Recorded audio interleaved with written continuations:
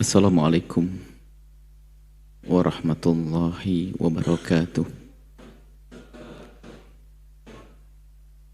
Alhamdulillah. Nahmaduhu subhanahu wa ta'ala hamdan yuwafi ni'mahu wa yukafi'u mazidah. Ya Rabbana lakal hamdu kama yanbaghi li jalali wajhika wa 'azimi sultanik. Subhanaka la nuhsi thana'an 'alaika anta kama athnayta 'ala nafsik. Falakal hamdu wa lakal syukru 'ala dhalik. Allahumma salli wa sallim ala habibina sayyidina Muhammad wa ala alihi wa ashabihi wa tabi'ina lahum bi ihsanin ila yaumiddin. Allahumma ya Rabbana nas'aluka fahma ulama'ika al-amilin wa ilhama awliyaika as-salihin. A'inna ya Rabbana ala dhikrik wa syukrik wa husni ibadatik. Urzuqna ya Rabbana taubata qabla al-maut wa syahadata 'inda al-maut wal jannata ba'da al-maut. Amma ba'd. Yang sangat kami cintai, kami muliakan para perindu ridha Allah, para pecinta baginda Nabi Muhammad sallallahu alaihi wasallam. Alhamdulillah kita bisa istiqomah dengan kegiatan rutin kita, membaca sejarah baginda Nabi, membaca salawat untuk beliau, dan kita lanjutkan renungan penjabaran hikmah yang ke-62. Bunyinya adalah kebahagiaan yang sesungguhnya adalah di dalam hati. Akan sia-sia pencari kebahagiaan yang tidak pada tempatnya.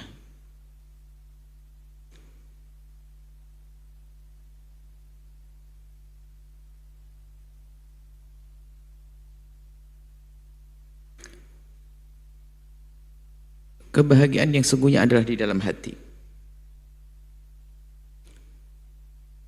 Kebahagiaan di dalam hati. Maka sungguh sia-sia kalau orang mencari sesuatu tidak pada tempatnya. Kita memahami hakikat. Adapun yang terlihat di mata, kebahagiaan kadang tampak seolah-olah di balik gedung megah, rumah mewah. Rumah megah, mobil mewah, atau harta melimpah. Di balik itu pandangan mata. Tapi kalau hati, kalau orang merenung dengan sesungguhnya, maka dia akan sampai kepada pemahaman bahwa ternyata kebahagiaan bukan di balik itu semuanya. Sehingga kita menemukan kebahagiaan bersama orang kaya raya. Kita menemukan kebahagiaan bersama seorang raja. Tapi ternyata kita juga bisa menemukan kebahagiaan bersama seorang budak. Kebahagiaan juga bersama seorang yang fakir. Nah ini, kita menemukan di kampung-kampung orang yang dengan segala keterbatasannya. Macam-macam. Pergi pun hanya paling ke pasar di kiri kanan rumah, di samping rumahnya. Terbatas rezekinya. Sangat gaji sehari untuk makan sehari. Akan tapi terlihat keceriaan di wajah mereka. No problem. Tidak punya banyak masalah. Dan dia menemukan kesenangan, rasa bahagia. Begitu sebaliknya ada orang yang diberi oleh Allah dengan harta melimpah, akan tapi dia dipenuhi, dikuasai dengan kegelisahan. Maka mari kita menjadi orang yang cerdas bahwa kebahagiaan bukan di sana. Bukan di balik rumah Mekah itu. Itu jatah dari Allah.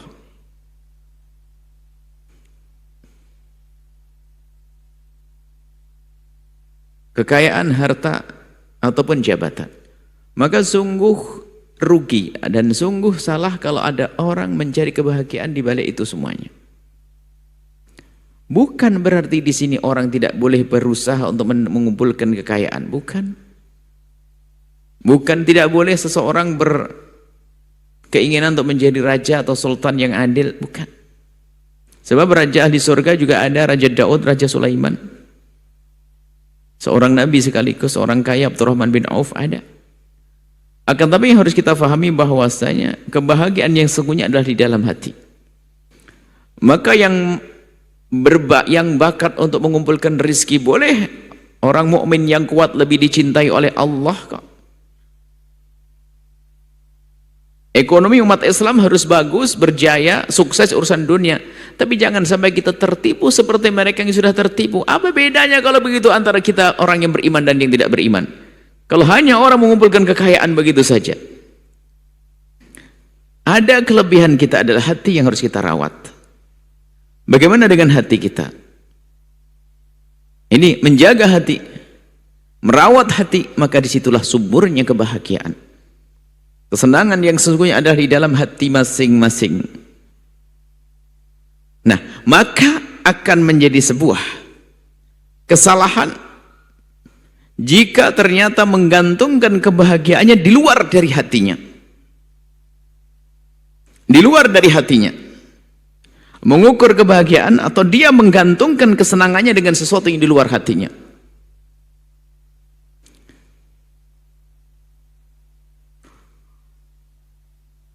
Seorang istri atau seorang suami tidak jaminan di saat pasangannya diberi Allah segala kelebihan. Seorang istri misalnya mempunyai seorang suami dengan segala kelebihan. Kelebihan pada suami, mungkin suaminya sangat lembut, suaminya sangat baik, suaminya dengan segala kebaikannya, apakah jamin dia bahagia? Belum tentu. Kalau dia tidak punya hati yang mencintai, tidak punya hati yang lembut, sejuk kepada orang tersebut, nggak ada artinya. Begitu sebaliknya. Kalau ada seorang suami yang mempunyai istri mungkin sangat cantik secara fisik, perilaku, akhlak, segala macam, akan tapi ternyata hatinya kepada istrinya tidak baik, nggak akan menemukan kebahagiaan yang sesungguhnya. Jadi bukan di luar itu, tapi di dalam diri. Bisa jadi seseorang memiliki sesuatu yang mungkin dipandang oleh orang lain sangat tidak layak untuk menjadikan sebab bahagia, tapi dia mencintainya, dia menyayanginya. Maka ada bahagia di dalam hatinya. Jadi sekarang yang perlu adalah kita bagaimana memperhatikan hati kita. Bagaimana hati kita bisa menjadi hati yang senang, hati yang bahagia. Maka cari sebab-sebab yang menjadikan hati tidak senang. Baru nanti kita akan sampai kepada kebahagiaan yang sesungguhnya. Apa yang menjadikan hati kita gelisah? Gelisah karena apa? Apa yang menjadikan hati kita rusak, kotor? Apa hubungannya? Mestinya kalau ukuran kekayaan, melihat tetangganya kaya sakit hati dia, berarti kekayaan tidak menjadikan dia senang hati. Karena ngiri di dalam hatinya. Tetangganya punya mobil baru, oh sakit dia, panas. Padahal mobilnya juga tidak menyenggol dia, tidak nabrak dia, tidak ada, jauh.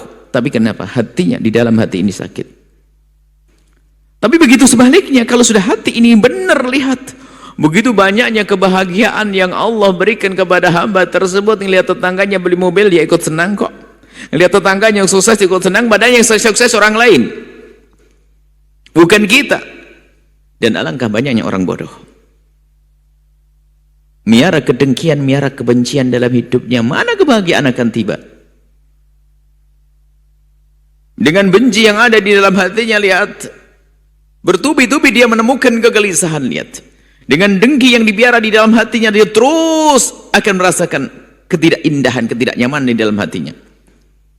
Bermacam-macam. Lihat orangnya sudah tidak senang, lihat mobilnya tidak senang, lihat rumahnya tidak senang, lihat saudaranya tidak senang, lihat tidak senang semuanya. Belum lagi nanti sukses anak yang pertama, dia anaknya 10, berarti 10 kesuksesan anaknya bikin sakit hatinya. Belum lagi perusahaannya 15 perusahaan bikin sakit hatinya. Alangkah bodohnya hamba tersebut. Kuncinya di dalam hati, bagaimana kita menata hati kita, maka muncul kebahagiaan. Termasuk urusan dunia. Hikmah sebelumnya, Bukankah kepuasan yang sesungguhnya adalah di saat kita tidak punya keinginan lagi? Biarpun sudah mendapatkan satu lembah gunung emas, satu gunung emas, kalau masih ada ketamaan di dalam hatinya, dia minta gunung emas yang kedua. Setelah dikasih gunung emas yang kedua, minta yang ketiga. Setelah ketiga, terus minta yang keempat, sampai mulutnya dikasih tanah. Nggak akan ada kepuasan di dalam hatinya.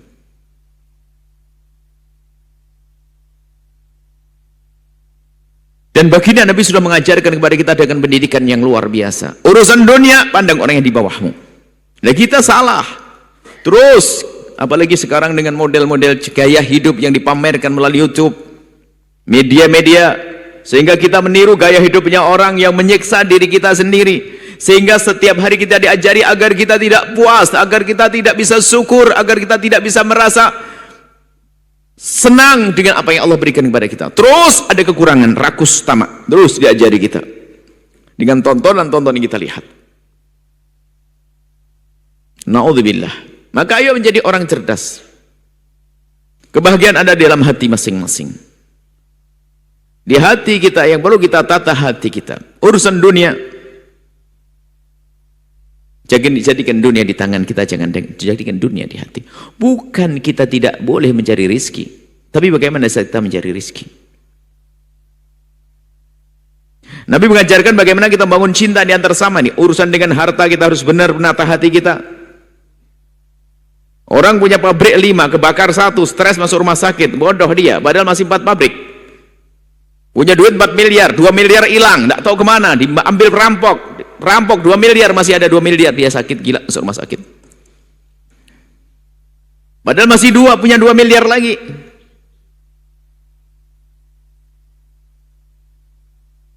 Tapi kalau sudah hatinya menemukan kesenangan, lihat, kebahagiaan rasa senang bukan di saat kita memberi. Bahkan di saat kehilangan pun senang. Itu dia orang yang sangat dermawan, dia memberikan kepada masjid, pesantren dan seterusnya, bantu orang lain, dia penuh dengan kegembiraan, ada kesenangan di dalam hatinya. Padahal dia setelah bekerja keras, meres keringat, banting tulang, mendapatkan rezeki pun setelah dikumpulkan dibagi. Dia senang di saat berbagi, karena kesenangannya di dalam hati, bukan di saat dia bisa mengumpulkan kekayaan, akan tapi di saat dia bisa menyenangkan orang lain, maka dia menjadi senang.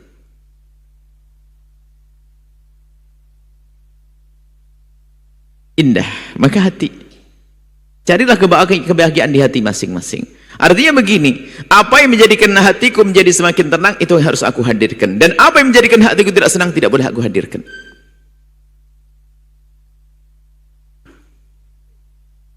Para ahli tarbiyah menyebutkan dari mana rusaknya hati, 2 pintu tok, mata sama telinga. Apa yang kita dengar dan apa yang kita baca, apa yang kita lihat.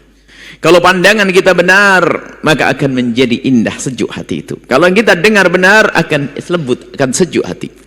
Tapi kalau pandangan hamba tersebut liar, lihat, melihat orang pamer kekayaan, melihat orang berbangga-bangga dengan kekayaan, melihat orang sombong dengan kekayaan, diam-diam tidak dia telah mengambil ilmu sombongnya, sehingga ternyata dia diam-diam telah menjadi seperti dia dalam sisi tamak.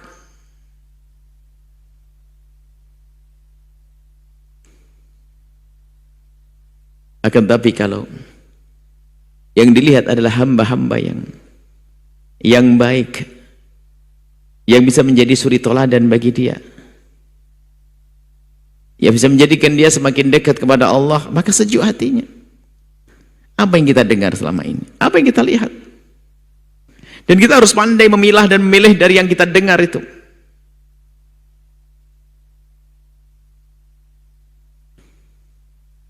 Ini kecerdasan, perlu kecerdasan dari kita semuanya. Jangan sia-sia kita. Makanya hati yang baginda Nabi menyebutkan hati ini segumpal daging, ibaratnya begitu. Kalau hati ini benar, semuanya jadi benar. Ini dohir, bukan ukuran dohir. Dohir, hakikatnya batin. Orang bisa saja berjubah, berimamah dan sebagainya, tapi hatinya belum benar, ya nggak ada gunanya. Maka ini dalam rangka kita belajar bersama, bukan berarti kita sudah benar hati, bersih hati, tidak. Yuk kita bersama-sama belajar deh. Kita saling mengingatkan dalam keindahan ini, dalam kebahagiaan ini.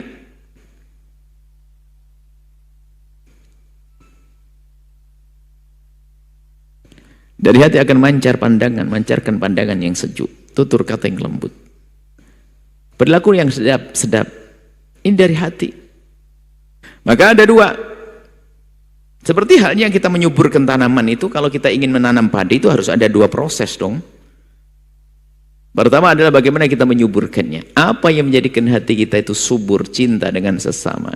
Kita bisa merenung terus bahwasanya dia adalah saudaraku, sesama agama denganku, umat Nabi Muhammad. Terus kita hadirkan renungan. Ibundaku, ayahku, saudaraku. Terus merenung begitu agar subur. Agar subur. Hati itu dengan cinta dan kasih sayang kepada sesama. Kemudian di samping itu seperti halnya orang menanam padi, harus ada suatu ketika, bahkan mungkin terus menerus kita memperhatikan padi itu jangan sampai nanti dikalahkan oleh rumput, atau kalau pohon jangan sampai dikalahkan oleh benalu-benalunya. Maka di samping kita menyuburkannya dengan tadi menumbuhkan kasih dan cinta, menyuburkan cinta dan kasih, maka kita harus senantiasa tanpa henti memangkas benalu-benalunya, membersihkan rumput-rumputnya yang bakal akan menggeser cinta dan kasih sayang. Jangan mau dengar gunjingan dari siapapun. Jangan mau diajak bicarakan kejelekan siapapun.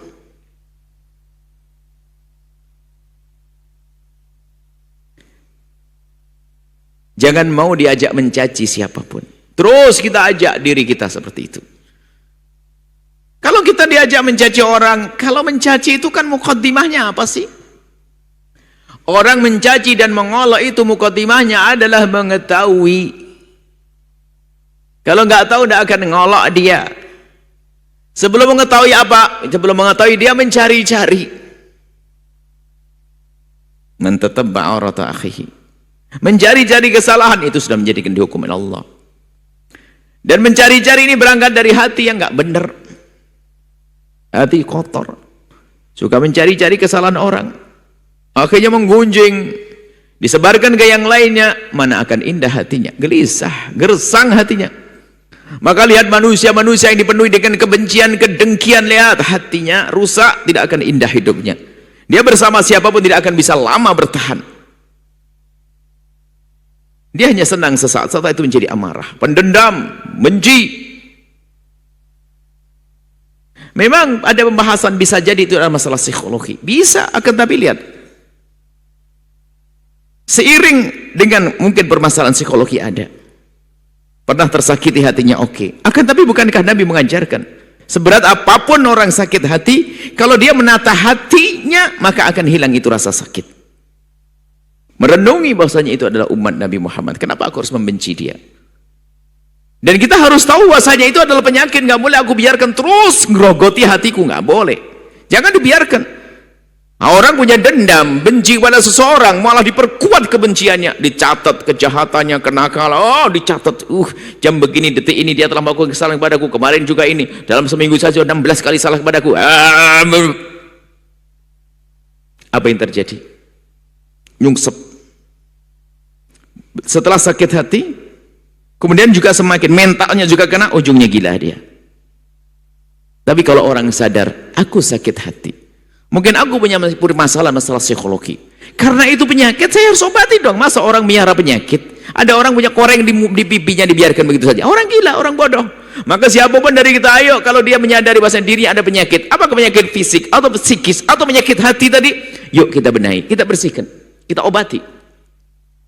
Harus berani mengobati. Ngobati gimana? Ya sama. Kita masih ingat kalau kita punya koreng diobati, ada satu obat tuh pedesnya luar biasa sakitnya. Obat koreng panas ya begitu karena pengen sembuh. Orang ngobati hati yang rusak juga begitu. Berat. Berat. Yang punya masalah psikologi selesaikan, jangan sampai menjadi gila. Jadi ada penyakit ini saling menarik. Orang punya masalah fisik. Karena dia tidak kenal Allah sehingga gara-gara penyakit fisiknya itu menjadi penyakit psikis. Dia marah dengan Allah akhirnya. Kemudian dengan orang lain, perilakunya sudah gak baik dengan yang lainnya. Hatinya kotor, habis semuanya.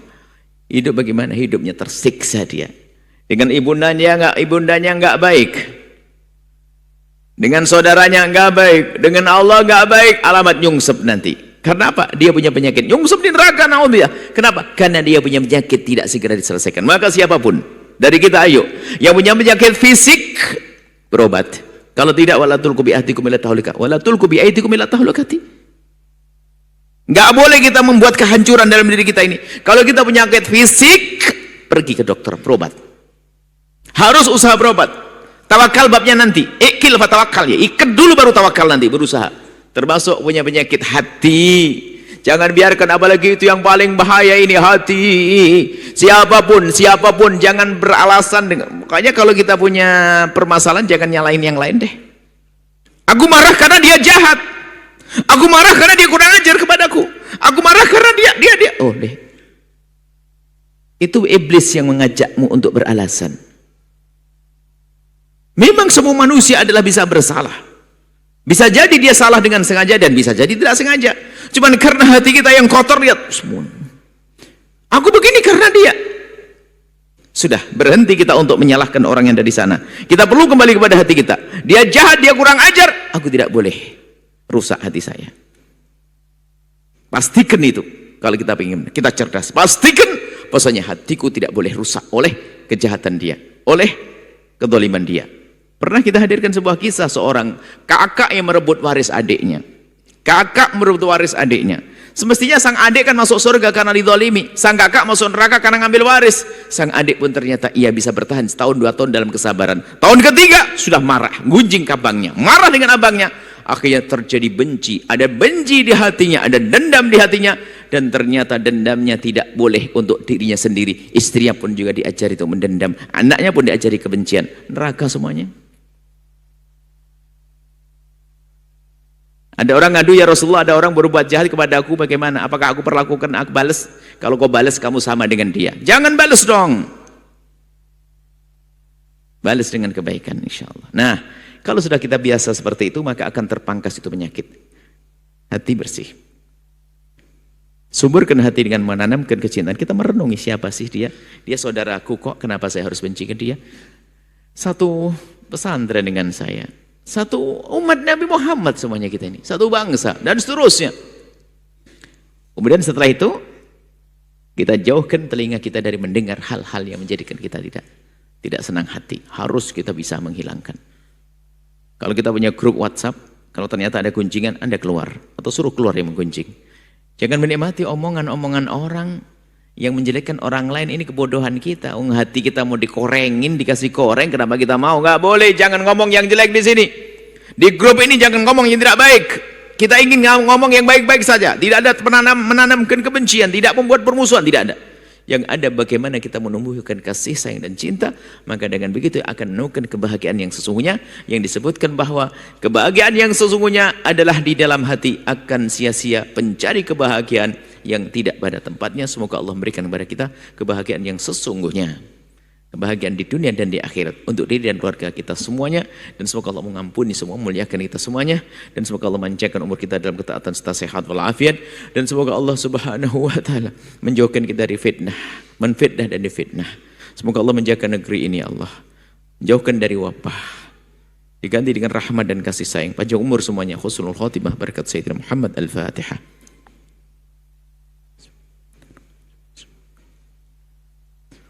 Assalamualaikum warahmatullahi wabarakatuh.